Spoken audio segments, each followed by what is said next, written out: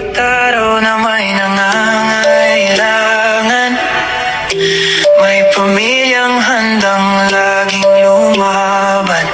Si Kuya Val Santos matubang ang ama. Kalingap, Merry Christmas po sa lahat. Ayan, no, sa buong team Kalingap po. At syempre sa mga supporters ko po, Merry Christmas po sa inyong lahat. At ganoon din po kila Kuya Bal, Ate Edna, Kalingap Rab. At sa lahat na po mga Kalingap, no, sa mga sponsor. Ayan, at syempre sa mga solid supporters po ng team Kalingap. Merry Christmas po sa lahat, no. Yung mga OFW dyan, alam ko malungkot pero chayo-chayo lang. Chayo-chayo. Kaya natin yan. At sanay na rin naman tayo na laging nandito sa ibang bansa sa tuwing magpapasko, mga Kalingap, no? Pero yung iba, ayun, umuwi po sila para mag-celebrate ng Pasko po sa Pilipinas. Ayan, mag-enjoy na lang po yung mga OFW na umuwi po ngayong Pasko, no? At ito nga mga Kalingap, December 25, no? Syempre, magre-reaction tayo, no? Dito sa kay Carla Tupular Vlog. Ayan, sa mga hindi pa po nakasubscribe sa kanya, pakipuntahan niyo po ang kanyang YouTube channel para po makasupport po tayo sa kanyang mga vlog at syempre sa kanyang live, no, na hindi naman lagi-lagi po siya nagla-live, mga Kalingap. So ayun mga Kalingap, syempre bago natin simulan itong ating reaction, mag-shoutout muna tayo sa ating founder Kuya Bal Santos Matubang, Ate Edna Vlogs, Kalingap Rab, at sa lahat po ng mga OFW, yung mga sponsor po, yung mga nandiyan po sa Pilipinas. Shoutout po sa inyong lahat. At ganoon din po sa mga ambassador,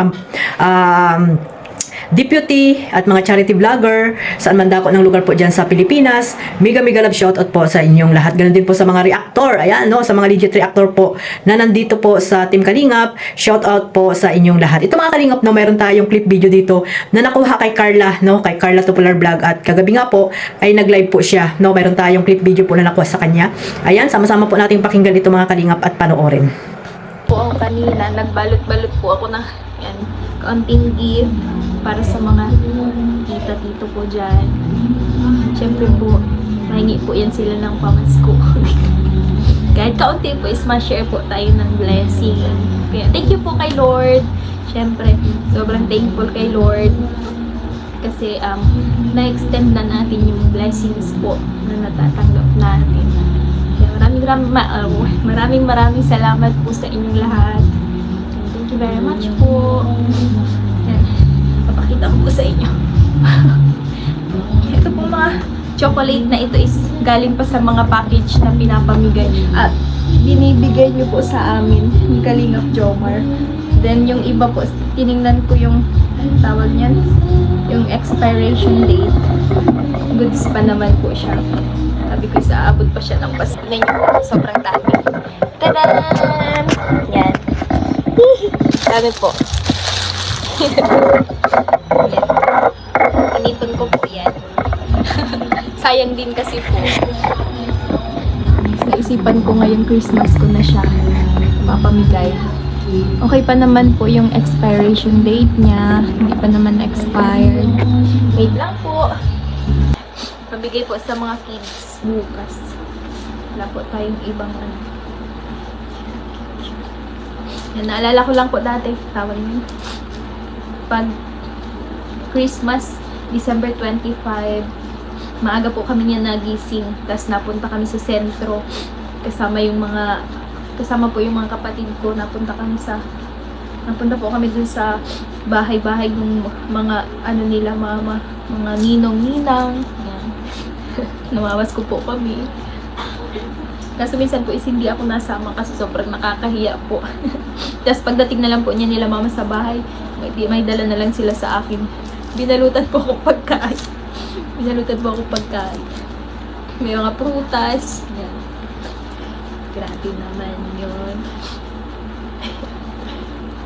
Mga Kalingap, sa hindi pa po nakasubscribe at nakapanood po ng full video live ni Carla Tupular Vlog, pakipuntahan niyo po ang kanyang YouTube channel para po ma-subscribe niyo po at syempre mapanood po ang kanyang mga vlog at live, mga Kalingap. At dito nga, no, mga Kalingap, Pasko nga naman, no, syempre sa kanila ay umuwi po siya ng Tarom at doon nga po ay naririnig niyo naman yung mga kumakanta, no, at nasabing ani Carla na nandoon ang kanyang mga tiyahin at tiyuhin na kapatid ng kanyang mama at papa, mga Kalingap. Syempre Pasko nga, At yun nga, mamamasko yun kay Carla. Alam naman natin na si Carla ay ibang-iba na ngayon, no? Noon nga, daw, di ba, sabi niya dyan, na noon ay maaga pa silang nagigising para mamasko, no? Katulad ngayon, December 25, ayan, maaga pa silang nagigising para po mamasko po sila at pupunta sa mga ninong at ninang ng kanyang mama, mga kalingap, kasama po sila magkakapatid. Ayan, ganyan naman po talaga yung tradisyon ng mga Pilipino, no? Tuwing December 25 ay mamamasko po sa kanilang mga ninong at ninang. Pero ngayon, siguro iba na po ang ni Carla, no? Iba na kasi ang kanyang malaki po yung pinagbago ng buhay nila Carla, mga kalingap. Ngayon, siya na yung mamimigay, no, sa mga bata at syempre sa kanyang mga kamag-anak, no, mga pinsan. Ayan, si Carla na po ang mamimigay ngayon. At si Carla ay hindi na po mamamasko, no. Syempre yung kanyang nanay at tatay, no, hindi na rin pupunta sa kanilang mga ninong at ninang kasi nga iba na po yung buhay nila ngayon, no. Nang dahil sa kalingap ay talagang malaki po talaga ang pinagbago ng buhay nila Carla. At ayun nga, no, walang sawang pasasalamat ni Carla syempre sa taas at syempre sa kalingap, no, at sa mga sponsor. Kung wala ang kalingap ay hindi naman sila makikita ng sponsor na talagang malaki po talaga yung pinagbago ng buhay ni Carla Bells, mga kalingap. Kita nyo naman, no, yung part 100 ng jump car, di ba? Nakapunta na naman sila ng ibang bansa. Pangatlong punta na ni Carla sa ibang bansa, mga kalingap. At dati, kahit sa Manila ay hindi nararanasan ni Carla, no? Pagpunta ng mall siguro ay madalang pa sa patak ng ulan, no? Pag may pera lang sila Carla, saka nakakapunta siguro ng ng mall, di ba? Pero ngayon, no? Ay talagang kayang-kaya na ni Carla pati nga mag-travel, di ba? Malakas na ang loob po ni Carla ngayon at may kunting hiya pa man, pero ay alam natin na ibang-iba na talaga yung pagkatao ni Carla. At yan nga, mga kalingap, no, syempre binati niya rin po dyan yung pamilya nila Kalingap Jomar. Ayan, no, di talaga nakakalimot si Carla, syempre, no, batiin ang pamilya ni Kalingap Jomar. So, yung mga po dyan, yung mga hindi po nagdadalawang isip pa rin dito sa Jomcar, ayan, bahala na po kayo. 2026 na, yung mga basher dyan, sana ay magbago na po kayo, no? Magbago na kayo, mga kalingap. Mahiya naman kayo sa mga sinasabi nyo po dito sa Jomcar, lalo na po yung mga pambabas nyo po dito sa Jomcar, mga kalingap, lalo na po dito kay Kalingap Jomar. Kay Carla, meron din, mga kalingap, na talagang binabas din po siya na wala namang alam-alam. At syempre, no, parang anak nyo na nga po yan. Sabi ko nga, nalagi ko po sinasabi, parang anak nyo na po yan, apo.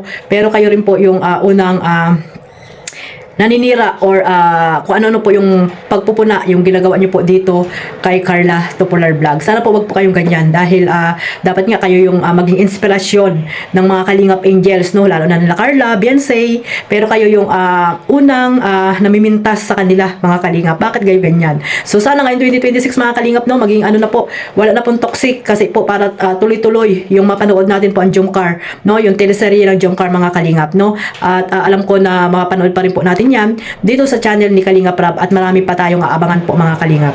At ayan nga, no, napakagaling ng ni Carla. Talagang masinop si Carla, hindi lamang sa pera, no, pati sa kanilang mga bigay, mga ultimo chocolate.